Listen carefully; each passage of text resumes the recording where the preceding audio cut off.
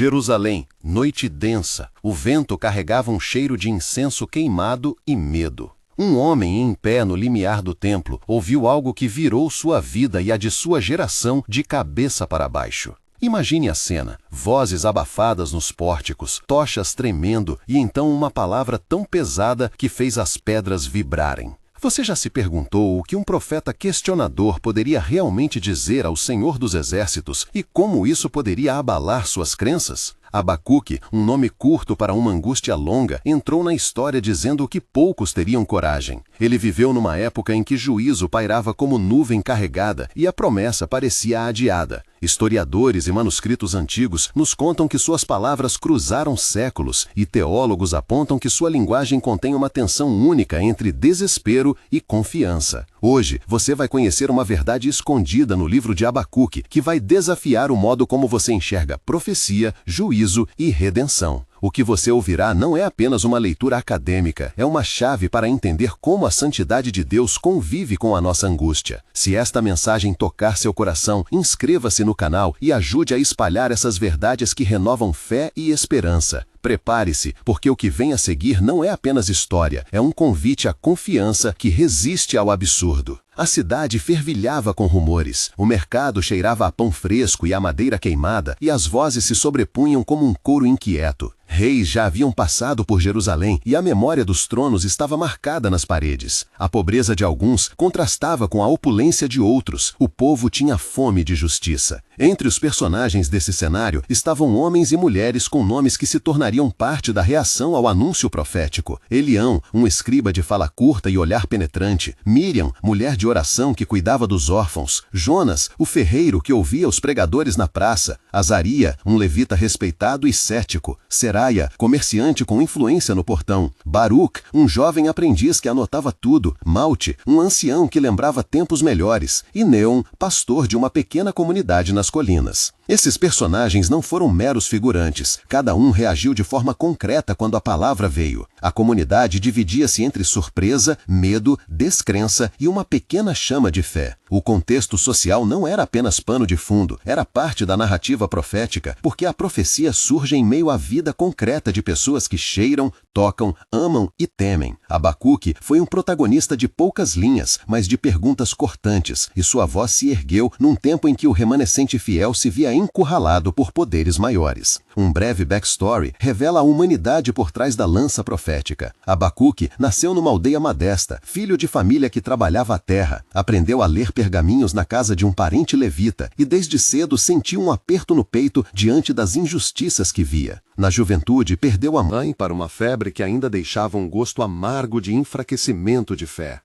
Ele era conhecido por caminhar sozinho ao pôr do sol, sentindo o vento no rosto e conversando com Deus como quem confessa a um amigo íntimo. A formação de Abacuque não veio de conselhos de palácio, mas de encontros noturnos com velhos escribas e com tocadores de lira que cantavam salmos de lamentação. Havia nele um duplo movimento, a dor por ver o povo sofrer e uma curiosa ousadia de questionar. Perdeu também um irmão mais velho em conflitos locais, e essa perda marcou sua confiança. Não negava a Deus, mas exigia explicação.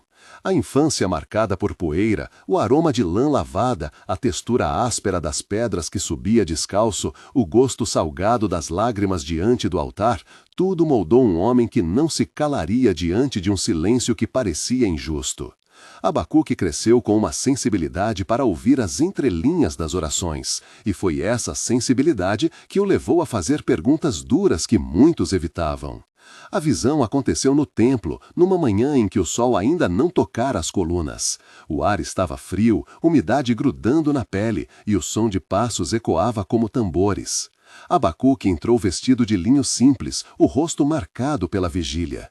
As portas do santuário se fecharam como se o mundo lá fora tivesse sido sepultado. Então a atmosfera mudou. Um brilho estranho, não ofuscante, mas penetrante, encheu o espaço. Abacuque ouviu asas batendo, um som que lembrava vento passando por um palheiro. E a presença de serafins foi descrita por ele com imagens que queimavam a imaginação. De repente, uma voz, profunda e com timbre de trovão contido, falou. O diálogo que se seguiu foi íntimo, direto e desconcertante. Abacuque falou e a voz respondeu com precisão que parecia rasgar véus. Eles conversaram em 12 trocas que alternavam pergunta e resposta, cada uma mais desafiadora que a anterior.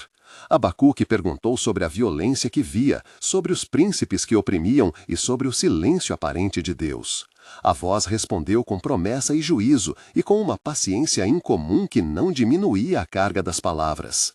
Durante a visão, o cheiro de incenso transformou-se em odor de bosque molhado e, às vezes, em cheiro metálico como de espada antiga. Abacuque sentiu seu corpo tremer, a pele arrepiar como quando se toma um choque leve. As imagens eram visuais e táteis, cores douradas e negras, calor súbito e frio repentino, como se o tempo tivesse comprido e alongado ao mesmo tempo. Ele tentou falar para entender a ordem que via e a voz usou termos do templo e da cidade, nomes que só um observador atento conheceria. Os serafins tocaram seus lábios com uma brasa que deixou gosto de carvão e promessa de purificação. Em cena, o diálogo se desenrolou assim. Abacuque disse: Senhor, até quando clamarei e não ouvirás? Gritarei por socorro e não salvarás?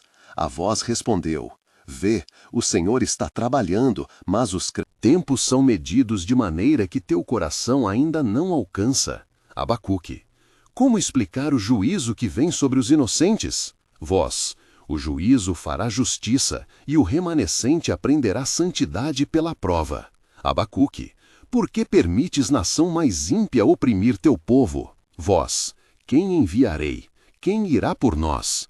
Nem todos compreendem o pensamento do Senhor. Abacuque: Sei da tua justiça, mas como conciliar misericórdia e rigor? Vós: A propósito na correção e graça no final, guarda a tua fé e espera. Abacuque: Devo anunciar isto ao povo? Proclama o que tens ouvido, mesmo que o povo recuse ouvir.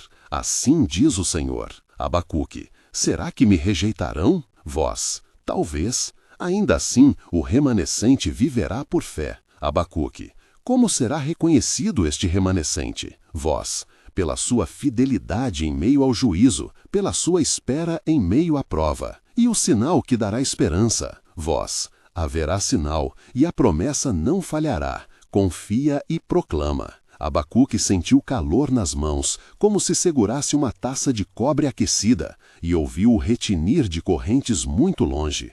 Cada resposta trazia uma imagem que tocava as emoções mais fundas: tristeza, ira, esperança. A cena teve um ritual de purificação técnico, descrito em detalhes por Abacuque, que incluiu o incensário tocando brasas, a água borrifada nas vestes, o uso de sal e a proclamação litúrgica, que limpara o profeta antes de falar em nome do Senhor. Procedimento: o sacerdote presente bateu 2 palmas, acendeu uma brasa de cedro, misturou mirra e incenso sobre as brasas, aspergiu água misturada com sal nas vestes do profeta e pronunciou orações de purificação, enquanto o profeta respirava profundamente 5 vezes, permitindo que o cheiro invadisse seus pulmões e preparasse sua voz para a comissão. Esse processo, simples e preciso, durou alguns minutos, mas foi descrito por Abacuque como uma atenção quase científica, como quem anota passos para que o leitor compreenda a seriedade do encontro. A comissão chegou como um peso que se debruça sobre os ombros. A voz celestial declarou uma tarefa que não era confortável: proclamar um juízo que atingiria tanto ímpios quanto fiéis, revelar o caráter de um Senhor que era santo e justo e confiar que a redenção sobreviveria. Internamente, Abacuque lutou. Em diálogo com o amigo do templo, Azarias, e com o jovem Baruque que registrava tudo, as conversas foram longas, cheias de tensão e de troca de promessas. Troca de conversas no aposento do profeta teve 12 falas entre Abacuque e seus ouvintes, cada uma abrindo feridas e esperança. Abacuque falou: Recebi palavra de juízo e também de remissão. Azarias respondeu: Como conciliar juízo e promessa? O povo precisa de certeza. Baruque: Escreverei tudo igualmente, mas temo pela reação. Abacuque: Não vim para ser popular, venho para ser fiel. Azarias: E tua família, como reagirá? Minhas lembranças são meu escudo e minha ferida. Estou pronto. Baruque: Mas e o medo do povo? O temor é humano, a coragem vem da confiança no Senhor dos Exércitos. Azarias, se a palavra trouxer dor. Abacuque, a dor pode purificar. Quem enviarei? Quem irá por nós? Baruque, eu irei se assim o Senhor permitir. Azaria, há custo para a fidelidade. Abacuque, haverá custo. Ainda assim, persistiremos. Neste diálogo íntimo se percebeu a mistura de medo e determinação, e o presságio de sofrimento foi pronunciado com clareza. A fidelidade exigiria resistência diante da rejeição. A cena interna deixou marcas sensoriais. O couro do assento sentiu áspero. O cheiro do azeite escorrendo deixou o paladar oleoso. O toque frio da pena ao escrever fazia a ponta da língua formigar. A luz da lâmpada oscilava como coração vacilante, e a respiração de cada homem era um tambor compassado. Abacuque aceitou a comissão, mesmo com a promessa de dor, porque entendera que, assim diz o Senhor, a verdade exigia ser proclamada. Quando ele desceu à praça para anunciar o que ouvira, houve um contraste agudo entre expectativa e rejeição. O cenário público tinha o sotaque de mercado e tribunal ao mesmo tempo. Mercadores argumentavam, crianças corriam e os líderes do povo se reuniam no pátio. Abacuque proclamou: Assim diz o Senhor, eu levarei juízo às nações e chamarei a atenção ao pecado, mas levantarei um remanescente santo. Um grupo de líderes reagiu com risos contidos e perguntas afiadas. Houveram diálogos longos, com trocas de 10 a 12 falas entre o profeta e figuras como Seraia, o comerciante influente, Malchi, o ancião, Eliom, o escriba, Miriam, a mulher de oração e outros. Seraia falou: Profeta, falas de ruína em tempos de paz relativa, que autoridade tens? Abacuque, tenho a autoridade que vem de ouvir a voz do Senhor dos Exércitos. Malchi, talvez tu queiras atenção, mas não confunda opiniões com garantias. Abacuque, não procuro fama, procuro obediência. Elião, se o Senhor quisesse falar, enviaria sinais mais claros. Miriam, eu ouvi algo que tocou meu coração, creio. Seraia, fé é conforto para alguns, mas o comércio não pode parar por sonhos. Abacuque, orem, corrijam, restaurem santidade. Malchi, e se isso trouxer guerra? Abacuque, o Senhor conhece o fim desde o princípio, a justiça virá. Elião, teu tom é duro, quem garante que não provocas pânico? Abacuque, a verdade incomoda quando engravida de mudança. As reações foram multifacetadas. Alguns zombaram, outros temeram e poucos creram. A praça cheirava a suor e pão. As pedras quentes marcavam as solas dos pés. O sol batia forte pela tarde e fazia as roupas colarem a pele dos ouvintes. O som das vozes virou um turbilhão e o jovem Baruque mal conseguia acompanhar a caneta. A rejeição pública foi amarga e a comunidade dividiu-se em faixas de apoio e oposição. Momento de tensão 1. A primeira grande tensão ocorreu quando um mensageiro trouxe notícias de que um exército distante marchava em direção à região. A praça silenciou como se alguém tivesse puxado uma lona sobre os sons da cidade. Pessoas tatearam suas bolsas, o ar cheirou a poeira levantada e pavor. Abacuque sentiu um nó na garganta e ouviu um murmúrio que parecia uma corrente prestes a romper. Por alguns minutos, nada mais foi dito. Os olhares se fixaram em Abacuque e nos líderes. A tensão acumulada era quase física, como se a cidade inteira estivesse contida por um lábio de rocha prestes a se quebrar. A profecia do sinal foi pronunciada com palavras simultaneamente consoladoras e inquietantes. Abacuque anunciou que o Senhor daria um sinal, não para anular o juízo, mas para confirmar que a promessa de restauração não seria enterrada. Ele usou imagens como raiz que brota no seco, como nascente no deserto, como promessa que ressurge após limpeza. A reação incluiu zombaria de alguns e fé salvaguardada por outros. Jonas, o ferreiro, e Miriam formaram uma aliança discreta para escutar mais, enquanto Seraia e Malchi planejaram como usar o anúncio para benefício próprio. A visão adicional que Abacuque recebeu mostrou um servo que sofreria, não por si mesmo, mas por muitos, e que na sua humilhação haveria remissão. A descrição foi gráfica, no sentido de ser detalhada, mas mantida em reverência. Feridas que ensinavam empatia, silêncio que produzia reconciliação. As imagens sensoriais multiplicaram-se, gosto amargo de fel, som de passos lentos, toque áspero de cordas, sabor de lágrimas salgadas que, paradoxalmente, prometiam um solo fértil. No debate público surgiram novas perguntas e a praça tornou-se tribunal e escola ao mesmo tempo. Momento de tensão 2. Em meio ao debate, um jovem filho de Neum correu e gritou que havia prisões nas aldeias vizinhas. O pânico se espalhou, as vozes elevaram-se, o cheiro de pavor confundiu-se com o do pão queimado e mãos se apressaram em abraços protetores. Abacuque viu o rosto de sua infância refletido naquele filho e sentiu novamente a perda que o havia moldado.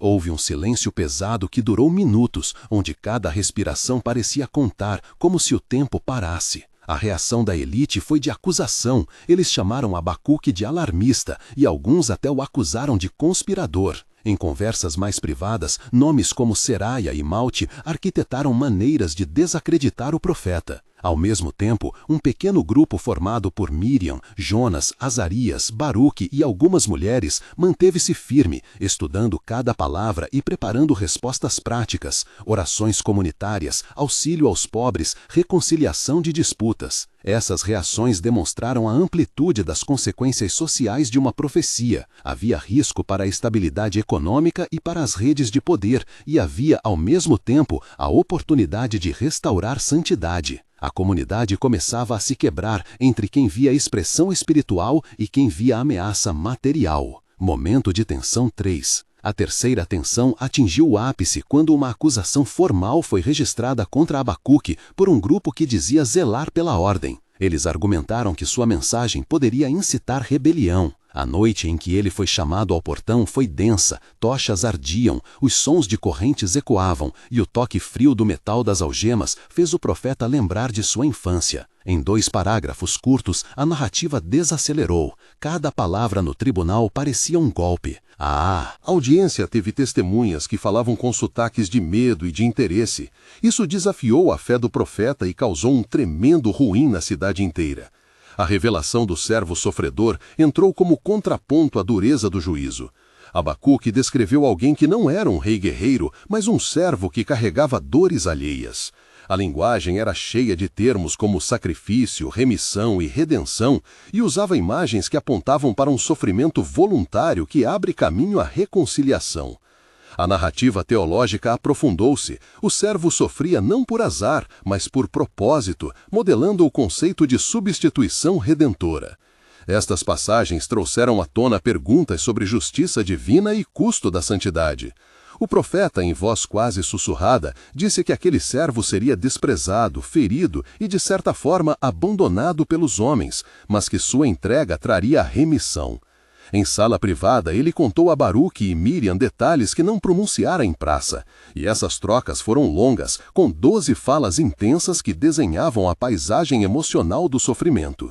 Abacuque: vi um servo que toma sobre si dores de muitos. Baruque: isso soa terrível e salvador ao mesmo tempo. Miriam: como suportar tal peso? Abacuque: com confiança no propósito divino, a fé é a cola da esperança. Baruque: será que o povo entenderá? Abacuque: alguns entenderão, o remanescente compreenderá. Miriam: há consolo nisso? Abacuque: há consolo no testemunho do amor que se oferece. Baruque: e quanto aos que ferem? Abacuque: suas mãos serão julgadas, o Senhor não é insensível. Miriam: o que fazemos enquanto isso? Abacuque: oramos, ajudamos, guardamos a esperança. Baruque: e se nos calarmos? Abacuque: o silêncio trará cumplicidade. Miriam: então falaremos. Baruque: e escreverei todas as palavras. Esse diálogo íntimo mostrou a ligação entre a ação comunitária e a doutrina do servo, transformando a teologia em praticidade. Técnica e ritual vinham à tona como resposta prática. Havia práticas litúrgicas específicas que o remanescente deveria reavivar para resistir. O processo de jejum comunitário foi detalhado. 3 dias com dieta de pão e água, orações vespertinas no templo, confissão pública de pecados e atos de restituição aos prejudicados. Esse procedimento tinha passo a passo claro para implementar arrependimento coletivo e era apresentado com linguagem acessível para que qualquer aldeia pudesse replicar. A descrição técnica tinha cerca de 300 caracteres e explicava a sequência precisa das orações e dos sinais de arrependimento para orientar a comunidade. Momento de tensão 4. O quarto grande momento ocorreu quando os inimigos se aproximaram fisicamente das fronteiras. Havia medo concreto e a cidade sentiu o gosto metálico da iminência da guerra. Nessa semana, o templo recebeu sinais de que o tempo de provaria a fé chegara. A imprensa informal da cidade repetia rumores e qualquer fagulha de dúvida crescia como fogo em palha seca. Pessoas que antes criticavam o profeta agora murmuravam sobre a precisão de suas palavras. Em silêncio, Abacuque olhou para o céu e perguntou de novo: Senhor, até quando? E houve uma pausa que parecia uma resposta por si só. A leitura teológica sobre o servo sofredor desenvolveu conexões com conceitos de Emanuel e de promessa messiânica, não para substituir outras leituras, mas para abrir janelas de interpretação. O servo sofreria, mas disso nasceria restauração. As aplicações práticas para o povo incluíam chamadas à justiça social e ao cuidado com o remanescente. Abacuque insistiu em que a fé verdadeira se mostraria em atos concretos de amor, não apenas em palavras. O tom teológico agora tinha mistura de jornalismo digno, apresentação de fatos, conexões históricas e interpretações pastorais. Ele citou textos sagrados e imagens poéticas para sustentar que, mesmo no juízo, há compromisso de Deus com a redenção. A aresta final da narrativa mudou de rumo ao revelar uma esperança clara. Depois da prova, a restauração seria real. Abacuque narrou uma visão de tempos vindouros em que as nações aprenderiam justiça, o remanescente se levantaria como testemunho vivo e a terra renovada produziria fruto mesmo em solos empobrecidos. A linguagem trouxe imagens sensoriais de restauração. O cheiro de chuva depois de longa seca, o som de crianças brincando onde antes havia ruínas, a textura suave do pão recém-assado nas mãos de quem chorou. Havia a promessa de ressurreição, não apenas literal, mas comunitária e espiritual. O servo ferido que havia sofrido por muitos não seria esquecido. Sua obra promoveria reconciliação e remissão. A narrativa então moveu-se para a esperança prática e instruções de reconstrução social, restituição entre vizinhos, renovação de lideranças no templo e projetos de amparo aos pobres. Epílogo temporal 1 mês. 1 mês depois do anúncio, a cidade ainda carregava a atenção, mas pequenas mudanças já eram visíveis. Grupos liderados por Miriam e Jonas reuniam-se para distribuir alimentos. Azaria organizava cultos noturnos para formar remanescentes de oração. E Baruque transcrevia testemunhos de quem experimentara a transformação. Havia medo, sim, mas também ações concretas. O comércio continuava, mas com mais gestos de honestidade. Pessoas que antes escondiam dívidas começaram a confessar e a buscar reparação. O ar tinha menos rancor e um leve perfume de esperança, misturado a suor e a pão. O povo parecia dividido, mas havia um núcleo que crescia em fé prática. Esse primeiro mês mostrou que a profecia, mesmo desacreditada por muitos, provocava movimento. Alguns líderes tentaram capitalizar a situação, outros foram confrontados e perderam influência. A verdade oculta do livro de Abacuque começava a ter efeitos palpáveis. Epílogo temporal 3 meses. Aos 3 meses, as ações começaram a moldar uma cultura. O pequeno remanescente organizado por Miriam, Jonas, Azaria e alguns outros lançou uma escola de instrução que ensinava práticas de justiça e santidade. Existia agora um centro onde os mais pobres recebiam remissão de dívidas e conselhos práticos para reconstruir suas vidas. O ar noturno trazia cantos que não se ouviam antes, orações mudas que se tornaram canções de confiança. O povo que antes zombara agora era forçado a enfrentar testemunhos que não eram apenas teoria, mas evidência de transformação. A cidade não estava salva em sua totalidade, mas havia sinais claros de restauração local. A profecia que muitos consideraram dura provocava movimento.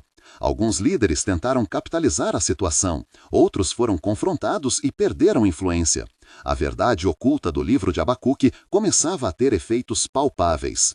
Epílogo temporal 3 meses. Aos 3 meses, as ações começaram a moldar uma cultura. O pequeno remanescente organizado por Miriam, Jonas, Azaria e alguns outros lançou uma escola de instrução que ensinava práticas de justiça e santidade. Existia agora um centro onde os mais pobres recebiam remissão de dívidas e conselhos práticos para reconstruir suas vidas. O ar noturno trazia cantos que não se ouviam antes, orações mudas que se tornaram canções de confiança. O povo que antes zombara agora era forçado a enfrentar testemunhos que não eram apenas teoria, mas evidência de transformação. A cidade não estava salva em sua totalidade, mas havia sinais claros de restauração local.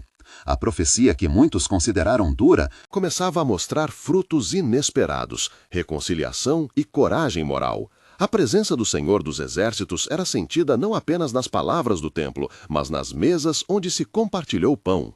Epílogo temporal 6 meses.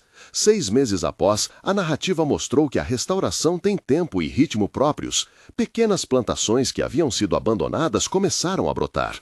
Os antigos ferimentos da cidade ainda doíam, mas as costuras eram visíveis. Alguns que haviam liderado campanhas contra Abacuque agora buscavam diálogo. A santidade ressurgia não como moralismo frio, mas como prática comunitária de cuidado.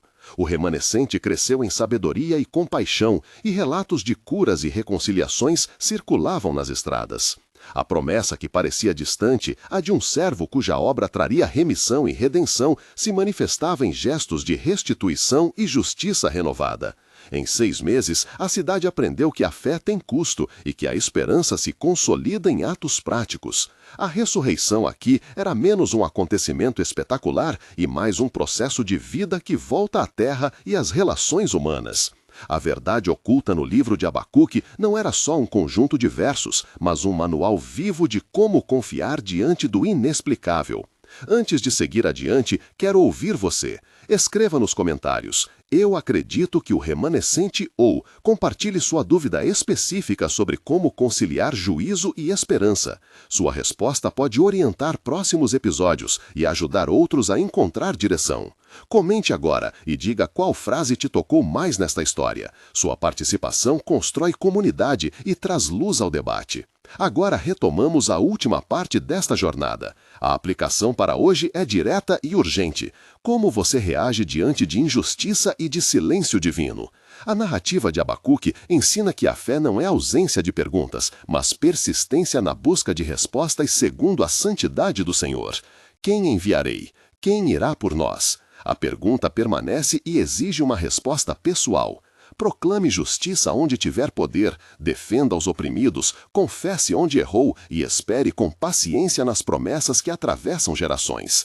A profecia é chamamento para a ação concreta. Restauração começa em atos simples e contínuos.